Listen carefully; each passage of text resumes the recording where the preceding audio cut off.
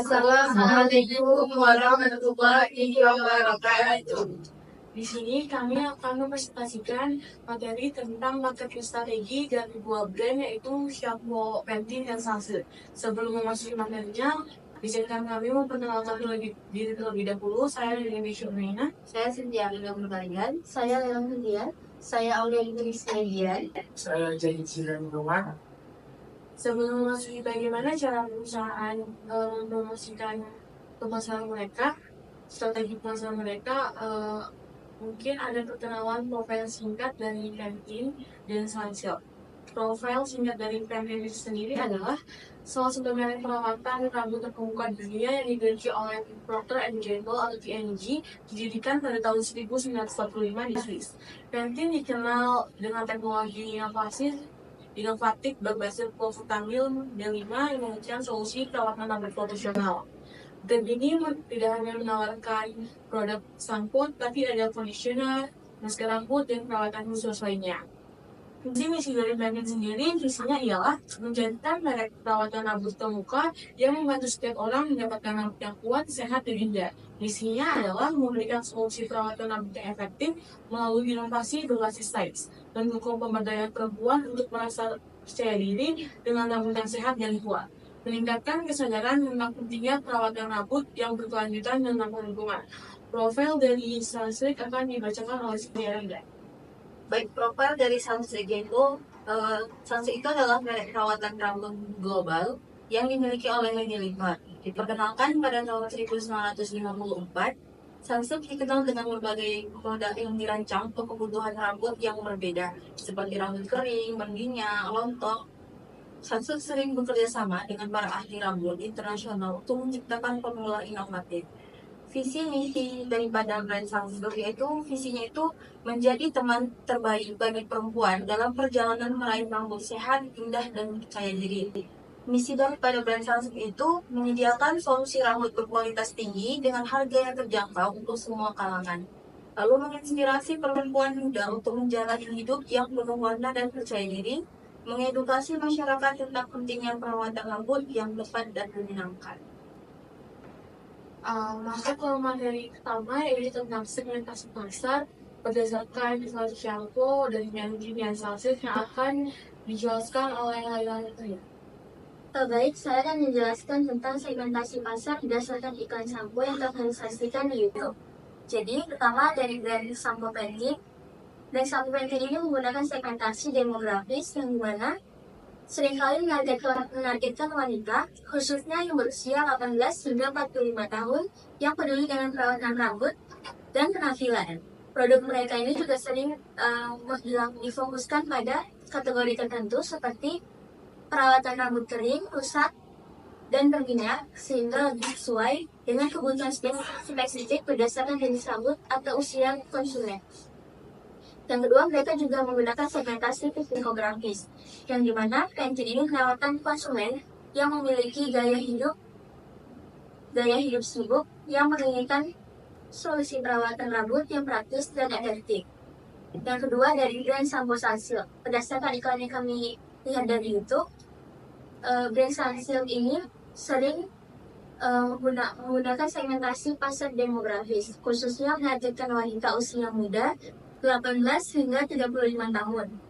Iklan Sunsilk ini seringkali berfokus pada gaya hidup aktif dan dinamis dari konsumen wanita muda yang mencari solusi perawatan rambut yang mudah, efektif, dan terjangkau. Dalam iklan tersebut, mereka menampilkan sosok wanita yang percaya diri, stylish, dan aktif yang cocok dengan karakteristik pasar yang ingin mereka jangkau. Sunsilk juga menawarkan berbagai produk untuk memenuhi kebutuhan spesifik jenis rambut yang semakin menguatkan pendekatan segmentasi demografis mereka.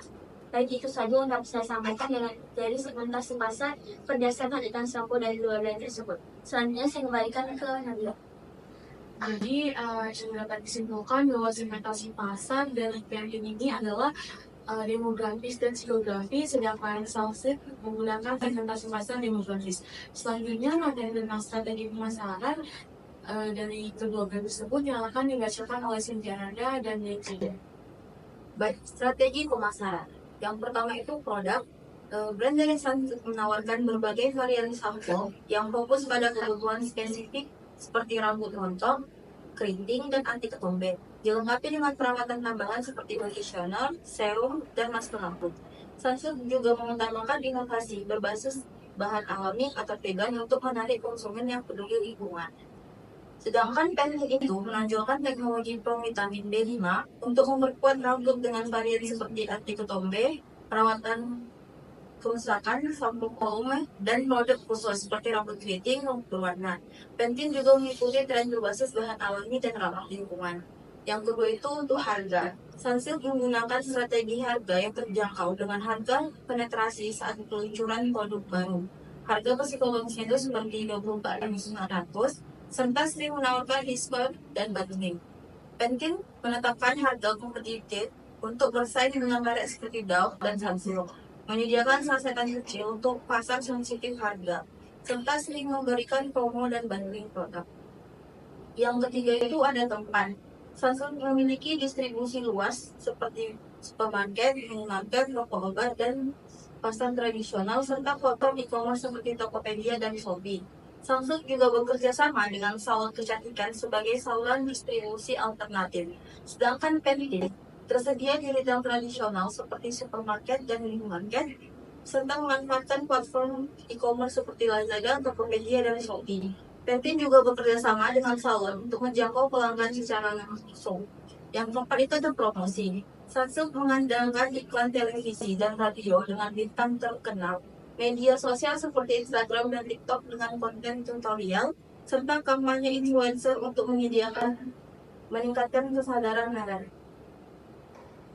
Sedangkan Pantene memanfaatkan iklan televisi dan digital dengan selebriti terkenal, konten menarik di media sosial, serta mengandalkan influencer kecantikan untuk memperkuat citra merek premium. Selanjutnya akan dijelaskan oleh ini. Yang kelima itu proses. Sunsilk menerapkan proses produksi berkelanjutan yang ramah lingkungan dan memastikan distribusi produk berjalan dengan efisien untuk menjaga ketersediaan di pasar. Lalu, Pantene juga fokus pada produksi berkelanjutan dengan logistik yang efisien untuk memastikan pengiriman tepat waktu dan ketersediaan produk di pasar. Yang keenam itu people.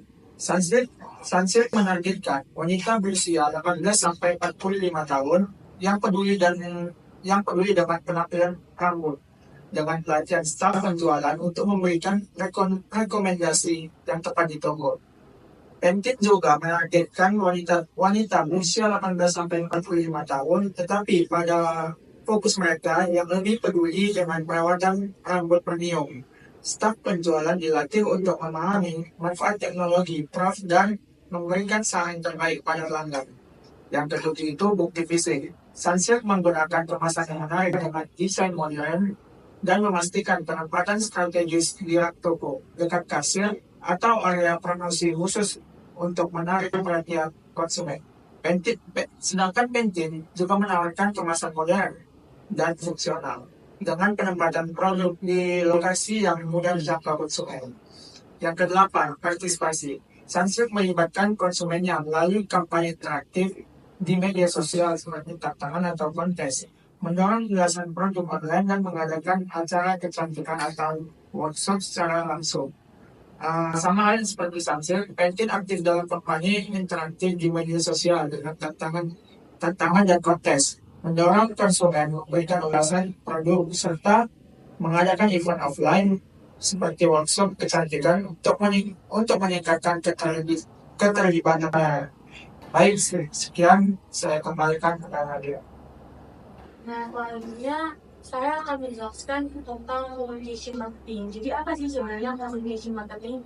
Communication marketing atau komunikasi pemasaran adalah proses strategis yang digunakan perusahaan untuk menyampaikan pesan mereka kepada target audiens yang tujuannya untuk mempromosikan brand mereka.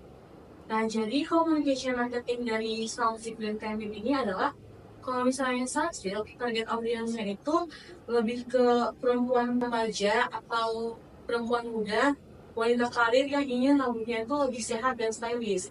Kalau misalnya di Pantene, itu lebih ke wanita modern yang menginginkan solusi perawatan rambut premium dan profesional. Pesan utamanya itu, kalau Sunsilk itu fokus pada manfaat spesifik seperti rambut lefek, lembut, dan solusi untuk berbagai jenis masalah rambut seperti kering, rontok, dan pembiar. Kalau Pantene ini lebih ke rambut kuat, sehat, dan kilau. Kalau media utamanya itu, Sunsilk itu lebih sering promosinya itu di TikTok, YouTube, dan Instagram. Kalau misalnya Pantene lebih ke Instagram, LinkedIn, atau sponsorship di event. Nah, pendekatannya Sunsilk ini lebih ke fun, edukasi, dan kolaborasi sama influencer. Kalau Pantene ini dia profesional.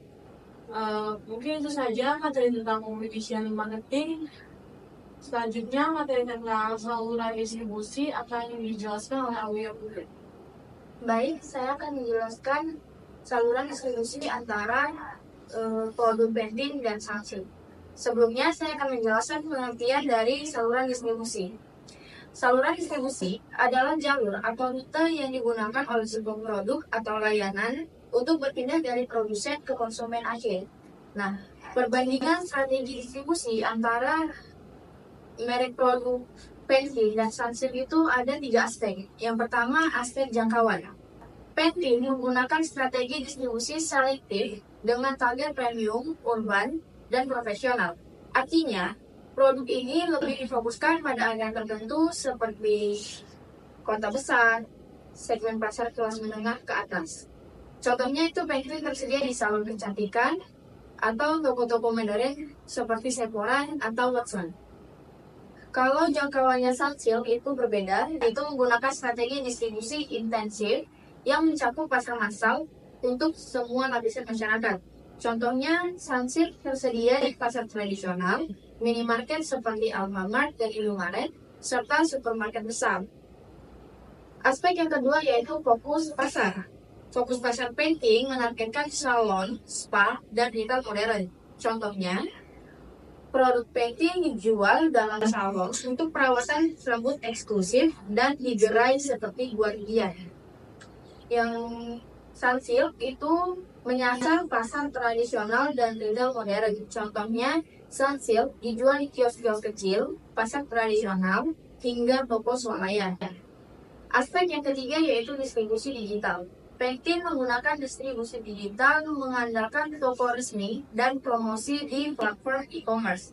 Contohnya, Pantene memiliki official store di Tokopedia atau Shopee, menawarkan promo eksklusif. Lain halnya dengan Sunsilk, berfokus pada e-commerce dengan harga yang kompetitif. Contohnya, Sunsilk sering dijual dalam paket bundling dengan diskon menarik di Lazada dan Shopee. Mungkin hanya ini saja materi yang dapat saya sampaikan. Saya kembalikan kepada Nabila. Sebagai penutup, komunikasi pemasaran bukan hanya tentang menyampaikan pesan, tetapi juga tentang membangun hubungan yang kuat dengan konsumen. Dengan strategi yang tepat, kita tidak hanya dapat meningkatkan kesadaran dan penjualan produk, tetapi juga menciptakan loyalitas yang mendalam terhadap kita. Terima kasih atas perhatian dan partisipasinya dalam presentasi ini. Saya tutup. Wassalamualaikum warahmatullahi wabarakatuh.